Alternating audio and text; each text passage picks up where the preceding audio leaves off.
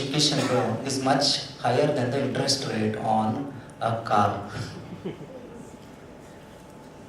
And there is a need for this person who has invested so much of money, who has taken bank loan, and he has to secure a job, because irrespective of whether he is an income or no, he has to start repaying the loan. That is one set of students. The other set of students are the ones who are basically a little confused, not very clear why they have joined, and many of them do not have any work experience. So both these sides, both these segments do not make inputs very ideal for training them to be social entrepreneurs. The third dimension is faculty. I don't know, to me, it looks for someone to be socially aware and wanting to do something there in terms of entrepreneurship, he needs to be something like a general manager.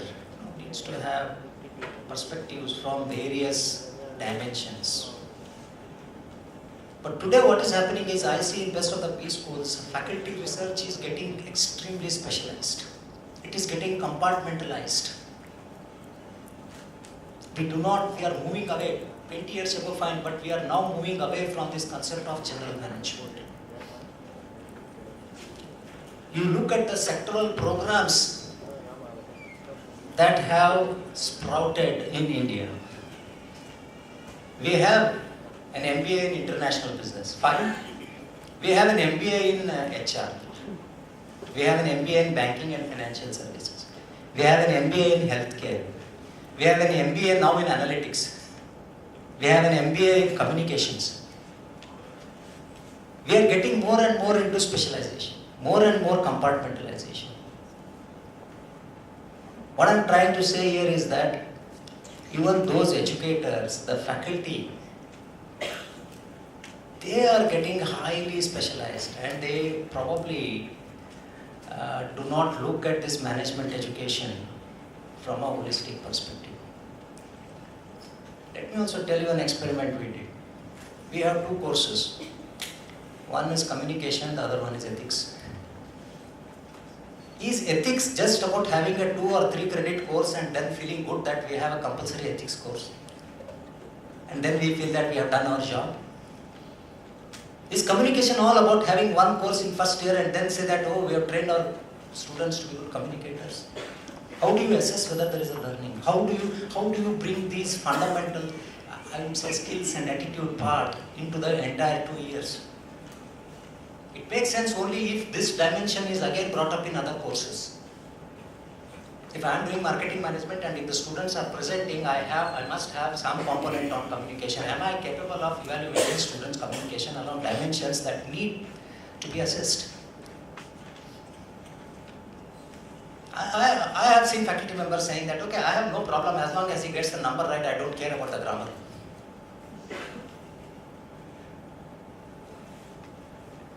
The third dimension is the regulator.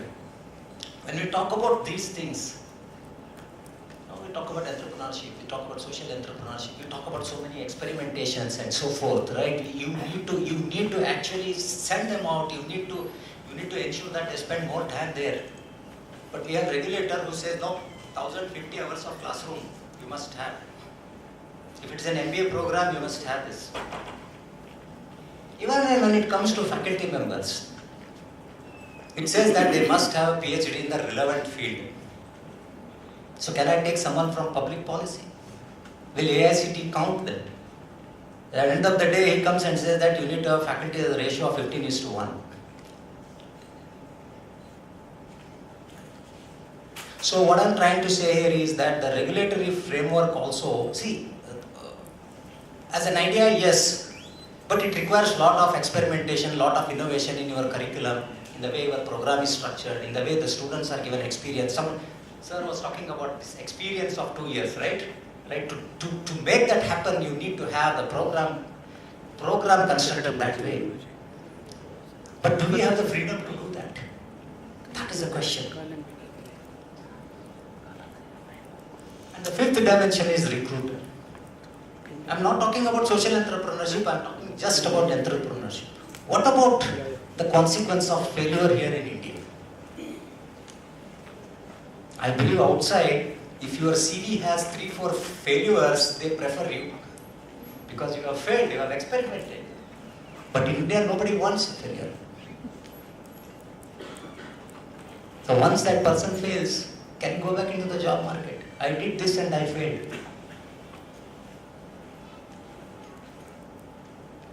Recruiters are not people to look at it that way. The last dimension is the society itself. We are now saying that MBAs should be doing the social entrepreneurship. Earlier there was entrepreneurship, but the social tag was not there. Right? MBAs should be entrepreneurs. Then they need to be extremely ethical. They need to be leaders. And to me it looks like, you really need a Superman. MBAs need to be Superman. I also find that business needs to give back to society. Now there are various dimensions along business that it can give back to society. Business can happen only in the context of a social structure. Like education can happen in the context of a social structure. These are all the institutions of the society. When we say that marriage is a social institution, so is business, so is education. They have no meaning without a society. Business exists because there is something called society, and whatever business does is in the context of society. Paying taxes, employing people. I think any activity that generates surplus from which the society can benefit.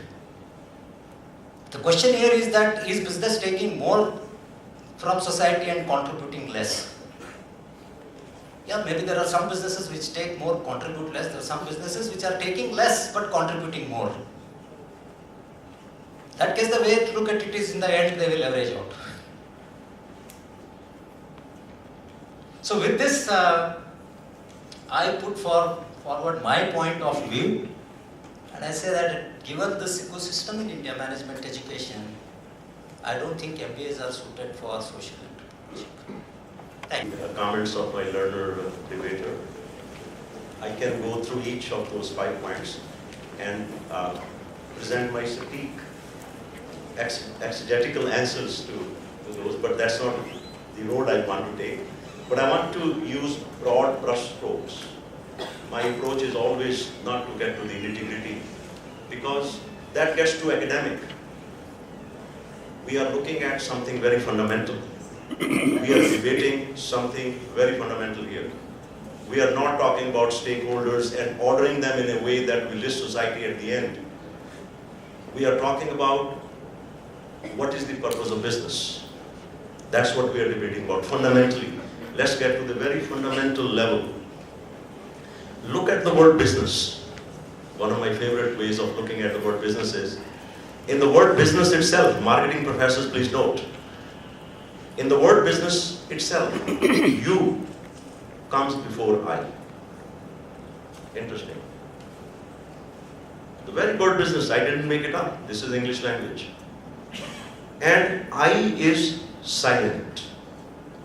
You don't say besideness.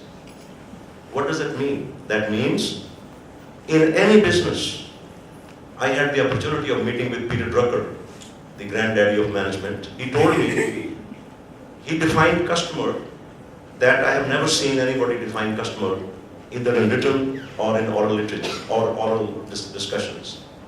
He said customer is someone with whom you exchange something of value.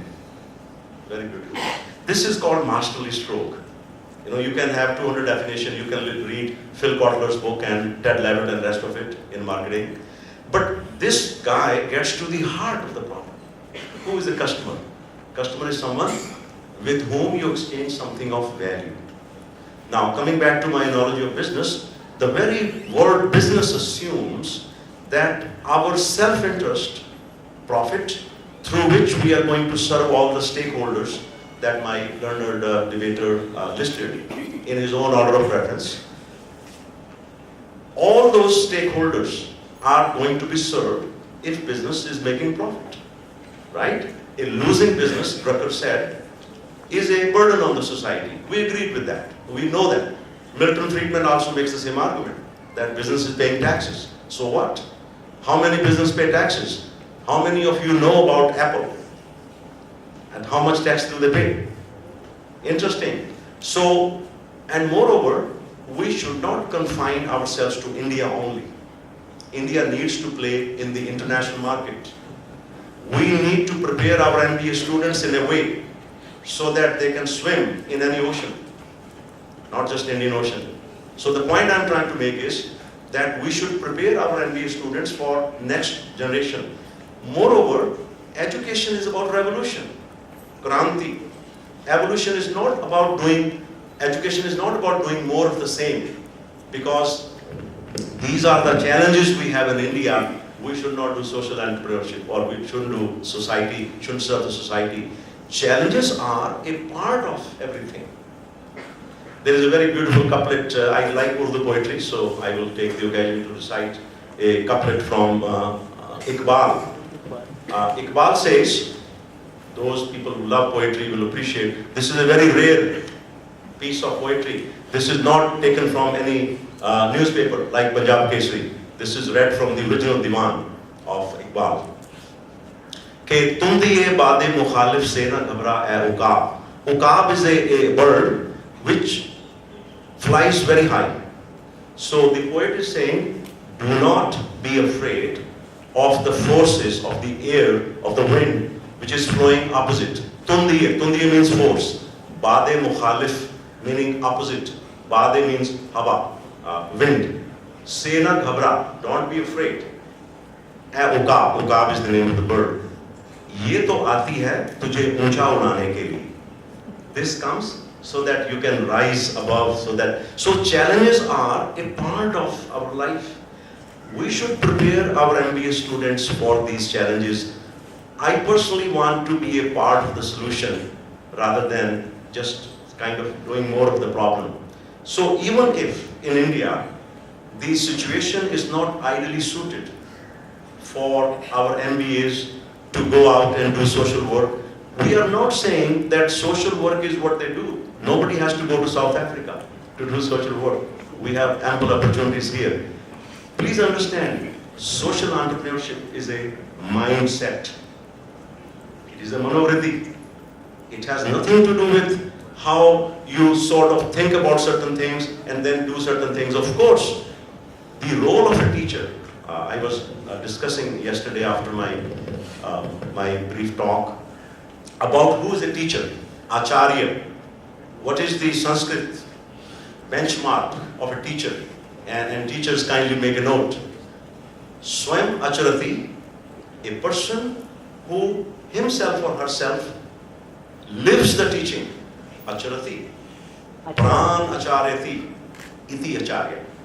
A person who himself or herself lives the teachings and helps the other live the teaching is called acharya. Anything less than that is just doing a full dress rehearsal to be a teacher. That is not teaching. Teaching is the art of kind of changing the whole landscape of a student's way of thinking. The whole landscape is approached differently so that after you take a class, your whole perspective of life is changed. You have to take a correct standpoint. Sir, if I may say, if your standpoint is not correct as a teacher, then you may have 20 PhDs, you may have written 200 articles, it doesn't matter. I give you an example, solid example. Let's say that you are a student of astrophysics and your standpoint is that sun rises in the east and sets in the west. If that is your standpoint, you can read 10,000 books on physics, astrophysics, you will not understand physics. So the very first point, my teachers who helped me understand the art of teaching spent several months only on this topic, how to take a correct standpoint. Now, what is the correct standpoint of a business student? In this case, an MBA student. It is very important. Our experience is not a best guide to truth. We experience sun rising and sun setting, but that's not the truth. We experience a flat earth, it is not flat. We experience blue sky, it is not blue. We experience blue sea water, it is not blue. So we have to understand that we have to question our experience with an open mind. It's not a question of who is saying what, but we should look at what is what. So if your standpoint is incorrect as an MBA student, if you go out in the world with a mindset that I'm not going to contribute to society, that is the last thing I should worry about. I should take care of other stakeholders. I, for one, make the argument that society is the most important stakeholder in this entire mix. Why? Because if you have done good on all other stakeholders, you have taken care of your business accrediting bodies and faculty and the rest of it, but you have failed in the society responsibility. There is a very beautiful saying in Bible, I'm not a Christian, nothing to sell, but lot to share. Bible says, what if? So the same what if question I'm asking my learner debater. What if you gain the whole world and lose your soul? What if? That is the question we should be asking. What if? Look at the history of the world business. Look at what happened in America. Look at what happened to Enron. Look at what happened to Lehman Brothers. Look at Martha Stewart, an excellent example of entrepreneur. But there was that dark side of leadership that she has to go through. This world is a very interesting thing. We are not going to measure things by some immediate success. This is one of the problems we have. It is called short-termism. We look at things from short-term perspective. We don't look at things from a long-term perspective. I don't speak from notes, I don't have any points, but I speak from my heart and soul. And the point is, ask yourself, search your soul. What is the standpoint as a teacher when I go home and the lights go off? What kind of conscience I sleep with? What kind of teaching I'm doing? It is all about that. So, the standpoint has to be correct. What should be the standpoint of a MBA student? If you just understand that, the whole debate will become very clear. Then one can take whatever side they want to take. But standpoint has to be correct. Very important thing, on the very first class, you make clear what is the standpoint, what is the correct standpoint. The correct standpoint for an MBA student is he or she has to make a shift. It's all about making a shift, paradigm shift, from being a consumer to being a contributor. If you understand only this much in life, that is enough for one lifetime. So far, most people live the life of a consumer. I want this, I want that, this is what the business can do for me, this is what the society can do for me. As an MBA student, you have to look at yourself as a contributor. What can you contribute? Where do you come in? Once you take a correct standpoint, the debate becomes irrelevant, because now you know that your correct standpoint is you are a part of the society. Everything. Look around yourself. You don't have to read books, and you don't need a PhD in ethics to know what is right, what is wrong. It is already there within you. Just have to tap into that intelligence. Just look around. These plants, right in front of you, they grow. They grow, and while they are growing, they contribute to the environment. How beautiful.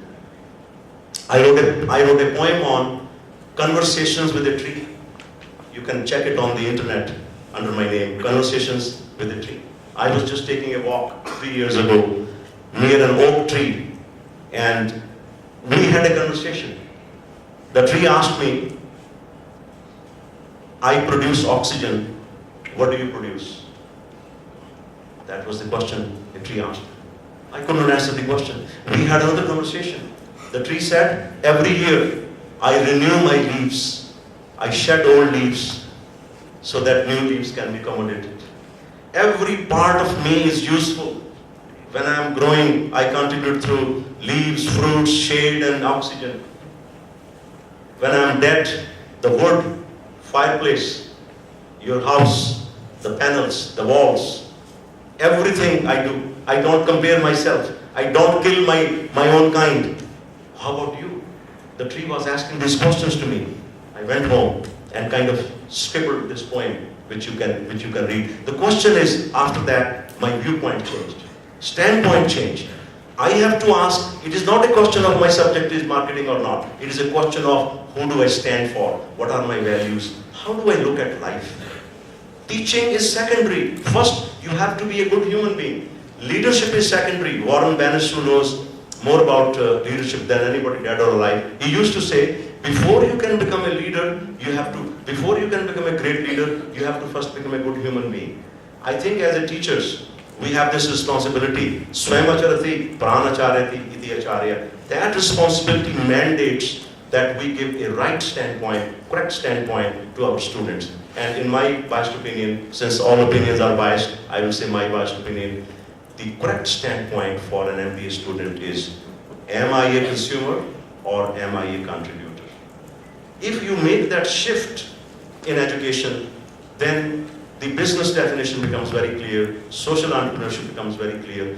That is the mindset, I think, which we need to inculcate in our... Otherwise, history is an example, and it proves that we don't learn anything from history. Enron, excellent business model. Gary Hamel was mentioned yesterday. In his book, Preparing for the 21st Century, he devotes 18 pages on Enron, extolling the virtue of its model, business model. People from Enron had master's degree from Harvard, MBA from Harvard. They were all excellent strategists, excellent marketing people, excellent financial thing. Everything was great.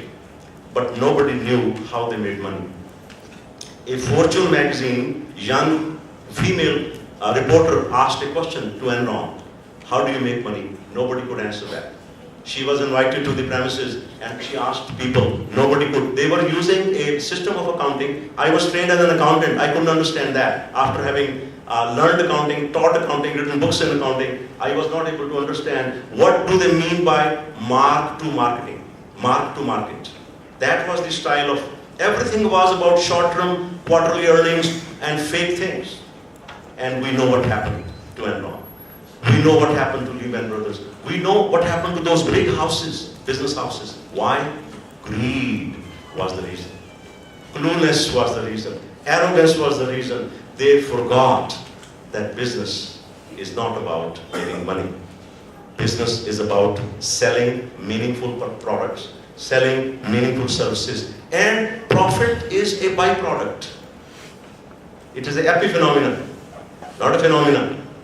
Phenomena is society, and the profit you get is a byproduct. After doing good service, after selling good products, which are, people need that, not bogus. Abraham Maslow says,